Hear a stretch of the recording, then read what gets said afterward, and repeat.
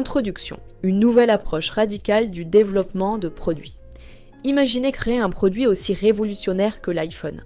Est-ce que vous pensez qu'il faut être un génie visionnaire comme Steve Jobs pour y parvenir forcément ? Peut-être. Mais qu'est-ce qu'il en est du reste d'entre nous ? Comment peut-on transformer une idée ambitieuse en une réalité concrète et innovante, sans s'en remettre uniquement à l'intuition ou à un éclair de génie ? C'est là qu'intervient la pensée de produit radical ou Radical Product Thinking, RPT. Cette méthode est une approche systématique et délibérée pour imaginer, construire et développer des produits qui ne se contentent pas d'exister, mais qui ont également un impact positif sur le monde. Avec RPT, vous avez un guide étape par étape pour transformer des idées en réalité, tout en maintenant une vision claire et un objectif précis.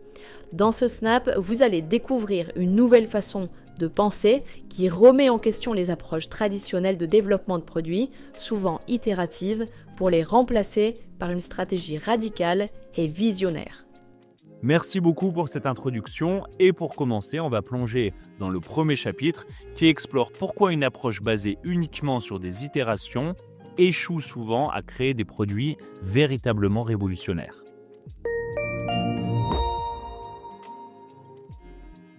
Chapitre 1. Une approche par itération pour le développement de produits n'entraîne pas de produits révolutionnaires. Dans ce premier chapitre, on parle d'un concept clé dans le développement de produits, l'approche par itération. À première vue, cette méthode peut sembler sécurisante, mais elle n'est pas toujours synonyme de révolution dans les produits. Alors, comment est-ce que ça fonctionne vraiment ? C'est une question intéressante. En 2003, une start-up appelée Odeo travaillait sur son produit quand elle a reçu de très mauvaises nouvelles. Ils voulaient créer une nouvelle application, mais Apple était sur le point de lancer une plateforme bien plus efficace qui aurait rendu leur produit complètement obsolète. Le fait est que lorsque l'équipe d'Odeo, dirigée par Jack Dorsey, a réalisé cela, il a dû faire un pivot. Il a fallu changer de direction radicalement pour survivre. La leçon clé ici, c'est que se concentrer uniquement sur des petites améliorations et les ajustements progressifs, ça ne suffit pas toujours à atteindre une vraie innovation. En fait, ce chapitre met vraiment en lumière l'importance d'une vision claire et d'une volonté de sortir des sentiers battus dans le développement de produits. C'est ça, en fait, il ne suffit pas de suivre le modèle de ce qui a été fait auparavant, mais c'est essentiel de revoir nos priorités et d'être prêt à abandonner des idées qui sont éprouvées pour embrasser un changement. Donc, pour résumer, il est crucial de ne pas se cantonner simplement à une approche itérative dans le développement de produits. Savoir évoluer et réévaluer notre vision, ça peut mener à des innovations véritablement disruptives au final. C'est ça, et dans le chapitre 2, on va voir comment une approche axée sur la vision peut fournir une bien meilleure alternative à l'itération. Préparez-vous à découvrir des stratégies que les leaders de l'industrie utilisent pour rester en avance.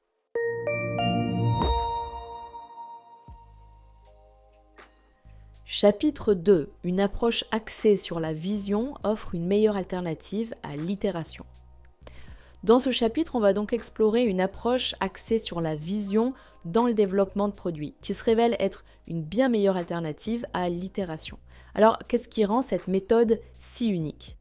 Cette fois-ci, on peut prendre l'exemple du Tesla Model 3. Qu'est-ce qui le rend vraiment révolutionnaire ? Tout d'abord, c'est sa vision. Contrairement à d'autres fabricants de voitures électriques qui s'appuyaient simplement sur l'itération de modèles existants, Tesla avait un objectif clair, créer une voiture qui soit à la fois accessible et performante. Et une vision claire, ça aide à orienter les décisions et à éviter les dérives. Par exemple, si vous lancez un produit, c'est essentiel de savoir exactement ce que vous voulez réaliser. En ayant cette vision, ça facilite également le choix des priorités et ça vous permet de concentrer vos efforts sur ce qui compte vraiment. Alors, quelles sont les étapes pour créer cette vision claire et significative ? Il faut d'abord s'assurer d'aligner la vision sur les besoins et sur les désirs des clients. Ça signifie prendre le temps de comprendre ce que recherche le marché et se concentrer sur comment le produit peut répondre à ses exigences. Ensuite, c'est crucial de communiquer cette vision à toutes les parties prenantes pour s'assurer que tout le monde est sur la même longueur d'onde. Ok, donc autrement dit, chaque membre de l'équipe doit être conscient de cette vision pour contribuer efficacement. C'est ça, et en construisant autour d'une vision forte, on peut alors capitaliser sur les forces de l'équipe et générer des solutions qui sont vraiment innovantes. Ok, donc pour résumer, adopter une approche axée sur la vision donne une direction claire qui aide à naviguer dans le développement de produits. Ça permet non seulement d'identifier le but final, mais aussi d'assurer une collaboration efficace au sein de l'équipe. Exactement, et dans le chapitre 3, on va voir comment créer une vision claire, concrète et significative. Ça aide à se concentrer sur le problème et à transformer cette vision en un projet révolutionnaire.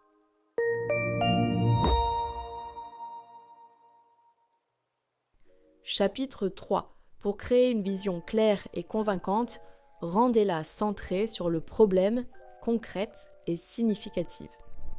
Nous allons explorer donc comment créer une vision qui soit non seulement claire, mais aussi centrée sur le problème que vous souhaitez résoudre. Ça peut vraiment transformer votre processus de développement de produits. Alors, comment est-ce qu'on s'y prend ? C'est une question cruciale. L'absence d'une direction claire, ça peut vous faire tourner en rond. Imaginez que vous essayez de suivre un itinéraire sans carte. Il y a de fortes chances que vous vous égariez. Donc, c'est essentiel de traiter votre projet comme un chemin à suivre. Ça signifierait par exemple que vous devez avoir une vision bien définie pour orienter toutes vos décisions, c'est ça ? C'est ça, par exemple, de nombreuses entreprises s'efforcent de répondre à des questions fondamentales, mais elles peuvent facilement se perdre dans les détails du développement. Comme il est mentionné, certaines entreprises pourraient créer des produits excellents sans vraiment savoir ce que les consommateurs recherchent réellement. Donc, une vision essentielle doit résumer clairement ce que le produit vise à accomplir et pourquoi il est si important. Exactement, quand vous créez une vision, elle doit être suffisamment concrète pour que chacun puisse s'y identifier. Ça signifie que vous devez établir des objectifs spécifiques et réalistes pour que chacun dans l'équipe sache exactement ce qu'il doit accomplir. En étant clair et aligné sur la vision, les membres de l'équipe peuvent également mieux prioriser leurs efforts et s'assurer qu'ils avancent tous dans la même direction pour atteindre le même but commun. Ok, merci pour ces éclaircissements. On va résumer donc. Pour créer une vision claire et convaincante, il est crucial de la rendre centrée sur un problème concret, pour que tous les membres de l'équipe comprennent l'objectif à atteindre. Ça permet de rester sur la bonne voie tout au long du processus de développement. Exactement, et dans le chapitre 4, on va explorer pourquoi il est essentiel d'apprendre à connaître les véritables pain points, les points de douleur des gens pour s'assurer que votre produit répond à leurs besoins.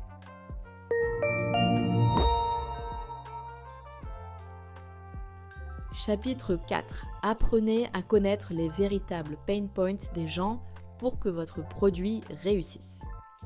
Dans ce chapitre, on va explorer l'importance de comprendre les véritables points de douleur, les pain points de vos utilisateurs. Alors, pourquoi est-ce que c'est crucial de les comprendre pour le succès de votre produit ? C'est une question existentielle en fait. Une fois que vous avez une vision claire et convaincante, ça devient vital de se pencher sur les problèmes et sur les besoins réels que rencontrent les consommateurs. Ça vous permettra de vraiment situer votre produit et d'assurer qu'il réponde efficacement à leurs attentes. Prendre le temps d'identifier ces véritables pain points, c'est primordial. Quand des entreprises se lancent sans cette compréhension, elles courent le risque de créer des produits qui n'apportent pas de vraie valeur ajoutée. Par exemple, des marques comme Netflix ont su s'adapter en fonction des feedbacks de leurs utilisateurs pour améliorer leurs offres. Alors du coup, quelles seraient les étapes pour découvrir ces pain points chez les clients ? La première étape consisterait simplement à mener des recherches poussées. Ça inclut des enquêtes, des interviews et même une observation directe des comportements des consommateurs. En récoltant ces données, vous parviendrez à déceler les réels obstacles que rencontre chacun de vos clients. Ok, et une fois que vous avez ces informations, qu'est-ce qui se passe ? Avec une compréhension claire des pain points, vous pouvez ajuster la conception, les caractéristiques et même la logistique de votre produit.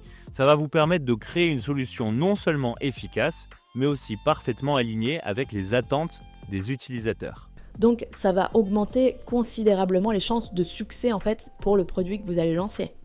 C'est ça, en se concentrant sur les besoins réels des utilisateurs, vous vous assurez que votre produit trouve sa place sur le marché et qu'il réponde aux défis des consommateurs.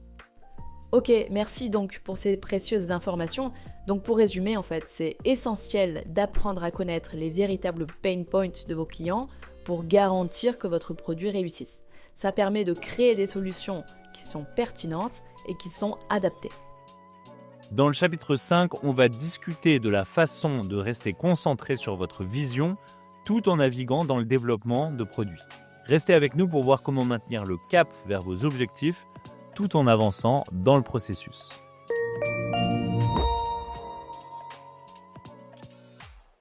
Chapitre 5. Pour réussir sans perdre de vue votre vision, rappelez-vous vos priorités.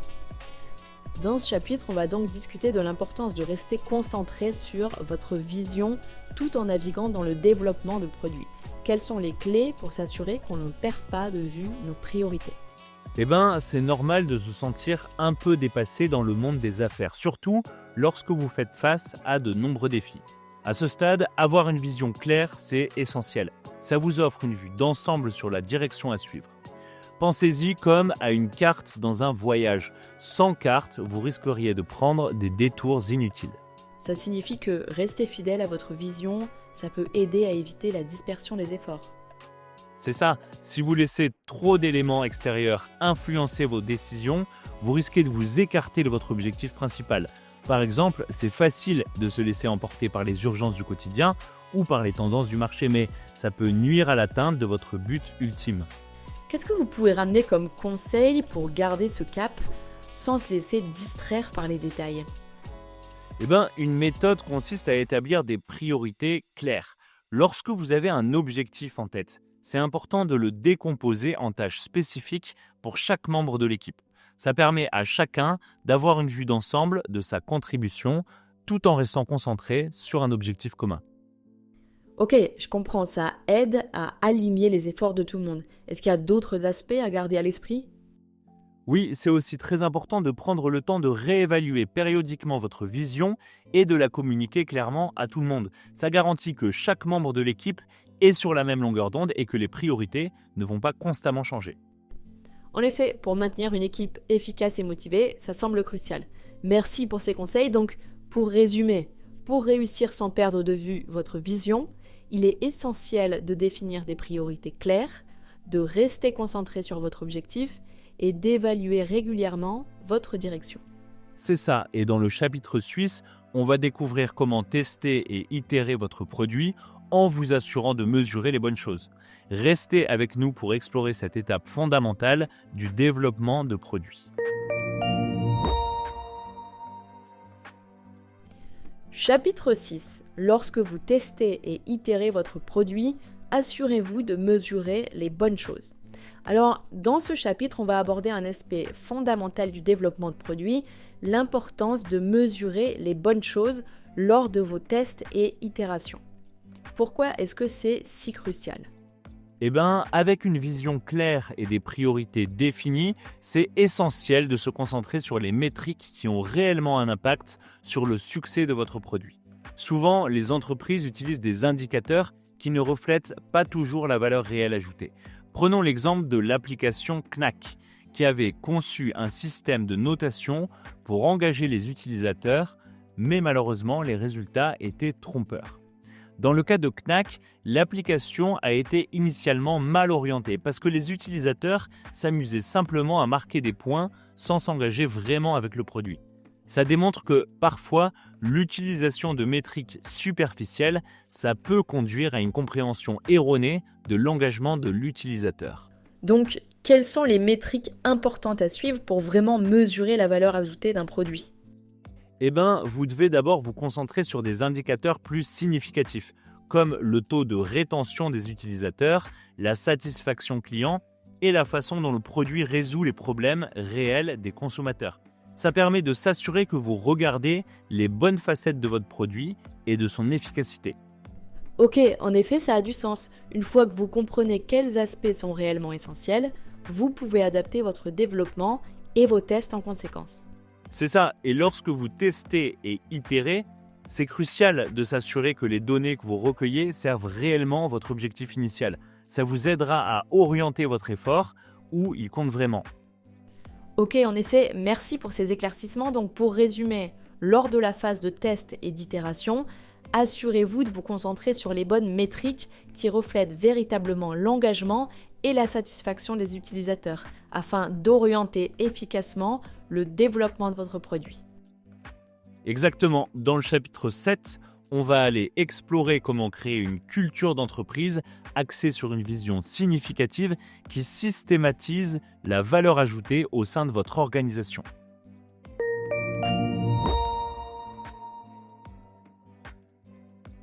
Chapitre 7. Créer une culture d'entreprise axée sur une vision en mettant l'accent sur un travail significatif.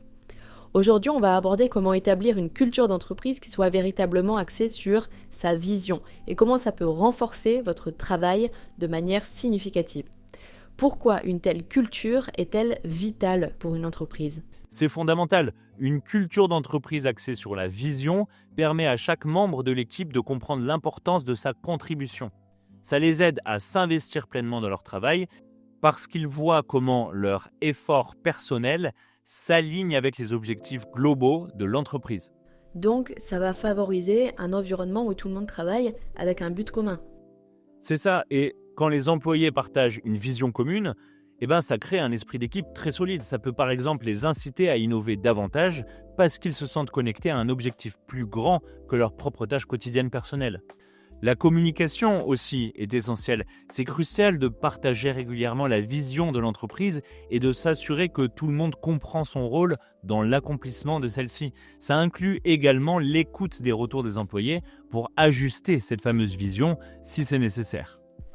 Ok, donc pour résumer, une culture d'entreprise axée sur la vision, créer des emplois significatifs qui permettent à chacun de se sentir investi et de contribuer à un but commun. Ça favorise la collaboration et l'engagement au sein de l'équipe. Exactement, et dans la conclusion, on va donc récapituler tous les points clés qu'on a abordés tout au long de ce snap. Restez avec nous pour le résumé final qui mettra en lumière toutes les leçons les plus précieuses sur le développement de produits.